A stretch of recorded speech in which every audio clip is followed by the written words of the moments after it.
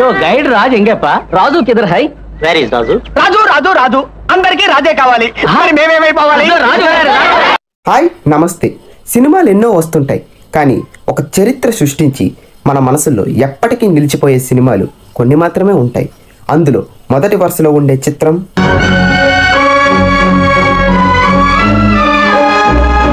ఈ కథ మన ముందుకొచ్చి ఇప్పటికి 30 సంవత్సరాలు అయితే అవుతుంది కానీ ఇప్పటికి కూడా ఈ సినిమా పాటలు కథ రాఘవేంద్రరావు గారి డైరెక్షన్ చిరంజీవి గారి శ్రీదేవి గారి కాంబినేషన్ ఒక సెన్సేషన్ అంతటి గొప్ప సినిమా మళ్ళీ మన ముందుకు రిలీజ్ రూపంలో అయితే వస్తుంది అయితే ఇప్పుడు ఈ సినిమా బ్లాక్ బస్టర్ సెన్సేషన్ అంటున్నాం కానీ ఈ సినిమా ఫస్ట్ రిలీజ్ ఎలా జరిగింది స్టోరీ ఎలా పుట్టింది ఎలాంటి సిచ్యువేషన్స్ ఎదుర్కొన్నారో అప్పటి రోజులకు వెళ్ళి తెలుసుకుందాం back to 90s Ashwini Dutt గారికి ఫ్యాంటసీ ఫిలిమ్స్ అంటే చాలా ఇష్టం అయితే దత్ గారికి ఎన్టీఆర్ గారు నటించిన జగదేక వీరుని కథ లాంటి ఒక గొప్ప అద్భుతమైన ఫ్యాంటసీ సినిమా మన చిరంజీవి గారితో తీయాలని అది కూడా తన ఫేవరెట్ డైరెక్టర్ రాఘవేంద్రరావు గారి డైరెక్షన్లో తీయాలని గట్టి నమ్మకంతో అయితే ఉండేవారు అయితే వైజయంతి ఫిలిమ్స్లో నాగార్జున గారి ఆఖరి పోరాటం పూర్తయిన తర్వాత మన చిరంజీవి గారితో సినిమాని నిర్ణయించుకున్నారు దత్ గారి క్లోజ్ ఫ్రెండ్ అయిన రచయిత కో డైరెక్టర్ శ్రీనివాస చక్రవర్తి గారిని రాఘవేంద్రరావు గారితో తిరుమల అయితే పంపించారు కొండపై ఉండగా అదే సమయంలో శ్రీనివాస చక్రవర్తి గారికి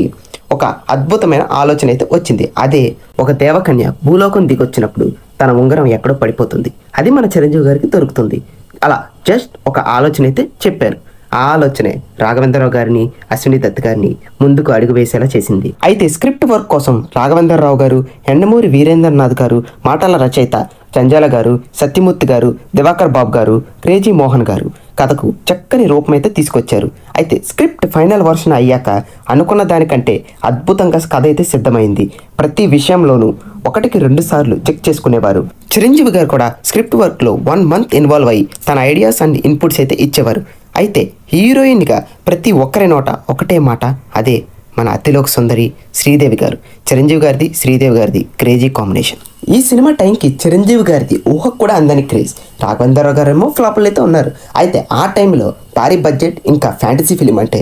అందరూ ఆశ్చర్యపోయారు అయితే దత్ గారేమో భారీ బడ్జెట్ అయితే సినిమాకి పెడుతున్నారు సినిమా ఏం మాత్రం తేడా కొట్టినా దత్ గారు మళ్ళీ ఫస్ట్ నుంచి కెరీర్ని అయితే స్టార్ట్ చేయాల్సి వస్తుంది అయినా సరే దత్ గారు ఫుల్ కాన్ఫిడెంట్గా అయితే ఉన్నారు ఇంకా ఈ సినిమా కోసం 7 భారీ సెట్లు అయితే నిర్మించారు అయితే ఈ సినిమా సెట్స్ ఒక అద్భుతం సినిమాకి వాడిన కాస్ట్యూమ్స్ అయితే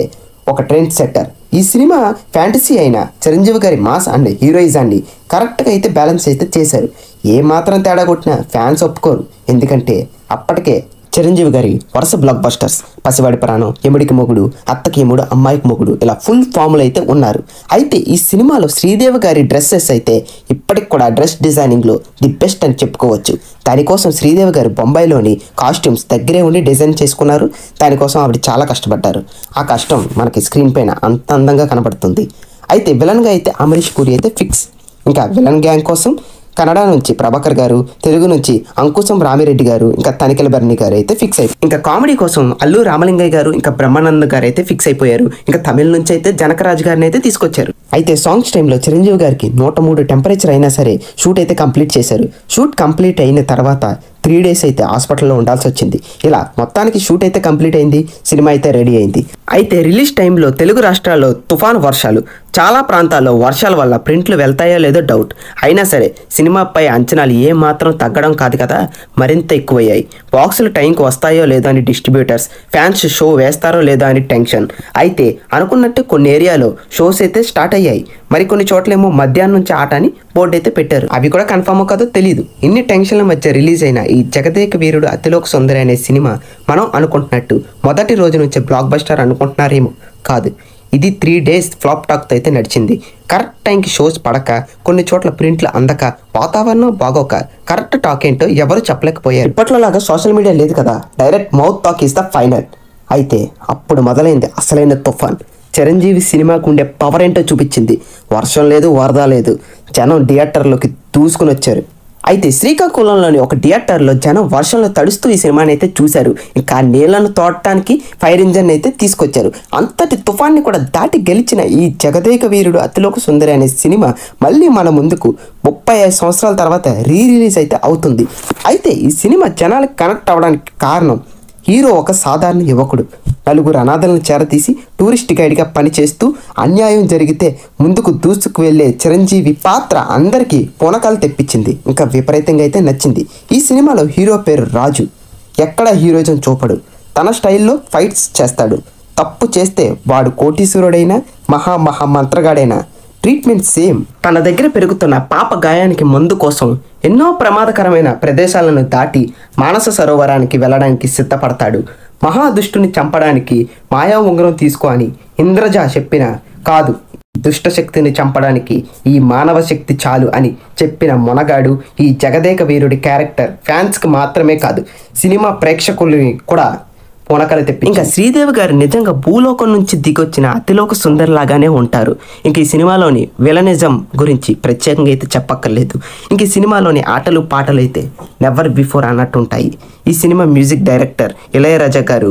పాటలు ట్రెండ్ సెట్టర్స్ అయితే. ఇంకా శ్రీదేవి గారు అయితే నిజంగా భూలోకం నుంచి దిగొచ్చిన అతిలోక సుందర్ లాగానే ఉంటారు. అయితే రాఘవేంద్రరావు గారు అన్ని క్లాస్ సాంగ్స్ అవుతున్నాయి, చిరంజీవి గారు అంటే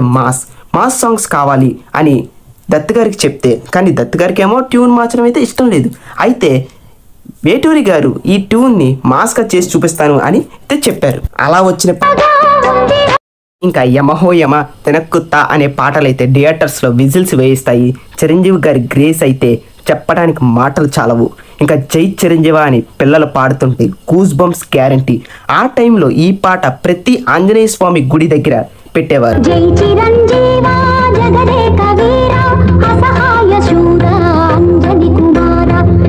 ఇంకా రీ రికార్డింగ్ గురించి ప్రత్యేకంగా చెప్పక్కర్లేదు. ఇప్పటికి కూడా వైజయంతి బ్యానర్ బ్యాక్గ్రౌండ్ మ్యూజిక్. ఇంకా కథగా చూస్తేనే ఎన్నో అనుమానాలు కలిగించే ఈ స్టోరీ ఎలాంటి లాజిక్స్ గురించి ఆలోచించే ఛాన్స్ లేని డైరెక్షన్ చేశారు రాఘవేంద్రరావు గారు. కేవలం ఉంగరం పోతేనే దేవలోకం ప్రవేశం పోవడం ఏంటి అనే ప్రశ్నను కథ ముందుకు వెళ్లే కొద్దీ స్క్రీన్ ప్లేతో ఒక మ్యాజిక్ అయితే చేశారు. అయితే సినిమాను మొదటి నుంచి చివరిదాకా నమ్మిన దత్ గారు భారీ బడ్జెట్ పెట్టి సినిమా రెడీ చేసి రేపు రిలీజ్ అనగా భారీ తుఫాన్ రిలీజ్ చేయడమే కష్టమైనా సరే రిస్క్ చేసి రిలీజ్ చేసి 3 దశాబ్దాలు గుర్తుండిపోయే సినిమాను మనందరికీ అందించేలా చేశారు.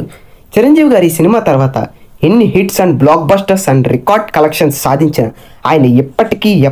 All time favourite memorable experienced ever green cinema అంటే ఈ జగదేక వీరుడు అతిలోక సుందర్ అని చెప్తాను. నాకున్నటువంటి సినిమాల్లో అయితే కనుక నెంబర్ 1 ఫిలిం జగదేక వీరుడు అతిలోక సుందర్ అనే చెప్పుకోవాలి. అయితే లాస్ట్లో సీక్వెల్ తీసే ఉద్దేశంతో ఉంగరాన్ని చేప మింగేలా చేశారు డైరెక్టర్ రాఘవేంద్రరావు గారు. ఇప్పటికీ చాలాసార్లు ట్రై చేశారు సీక్వెల్ కోసం, ఎందుకో ముందుకు వెళ్ళలేదు. అయినా ఇంత గొప్ప సినిమా మళ్ళీ మన ముందుకు రిలీజ్ అయితే అవుతుంది. ఈ వీడియో మీకు నచ్చితే లైక్ చేయండి, షేర్ చేయండి, సబ్స్క్రైబ్ చేయండి. మరిన్ని వీడియోల కోసం మన ఛానల్ మన ఎంటర్టైన్మెంట్ ఛానల్